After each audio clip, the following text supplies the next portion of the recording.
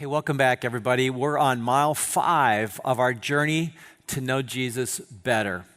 And one thing you learn about Jesus as you read about his life is that Jesus had a thing for the least, the last, the lowest, and the lost. I know that's a lot of L's, but to put it in a different way, Jesus had a thing for people on the fringe. People with cooties didn't scare him off.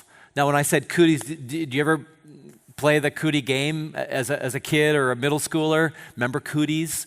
There's a season in our lives when we're young, when members of the opposite sex gross us out. Boys won't touch girls, and the girls won't touch the boys. They don't want to get cooties or girl germs or boy germs, as we sometimes call them. And I know some of you who are parents watching this right now, you're thinking, I wish that season would last all the way through junior and senior high school, and I get it.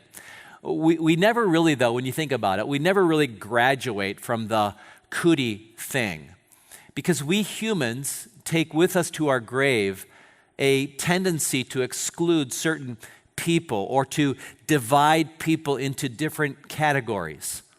Mark, one of Jesus' biographers, records Jesus' encounter with someone that the first century world would have labeled the cootie king of the day, because he was a guy who had a very horrible, horrible disease called leprosy. And in Mark's Gospel, chapter 1, it talks about this guy who had this horrible disease. Lepers were the ultimate untouchables. They were isolated in leper colonies. And when they came into the public square, they were forced to announce their presence and their disease in public by shouting, "Unclean, unclean, unclean," wherever they went. In fact, lepers were not allowed within a 6-foot line of any other human being, which makes what happens in Mark chapter 1 even more amazing. Because what happens in Mark chapter 1 is a leper approaches Jesus. In fact, Mark writes these words. He says, a man with leprosy came and knelt in front of Jesus. Now just think about that right now. He's already broke the 6-foot rule. He knelt in front of Jesus, begging to be healed. "If you are willing, you can heal me and make me clean," he said. Moved with compassion, Mark writes, Jesus reached out and he touched him. "I'm willing," he said, "be healed." And Mark records these words. Immediately, the leprosy disappeared and the man was healed.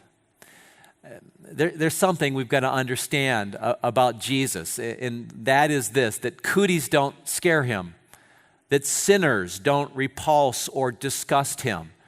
He is the one who leans forward when lepers like the guy in the first century world or lepers like us approach him today. Jesus touched the leper. He broke the 6-foot rule. Who is this man? Who is this man we're trying to get a better handle on? Who is this Jesus? And I would just answer it this way. He's approachable. He's approachable. He's touchable. He's compassionate.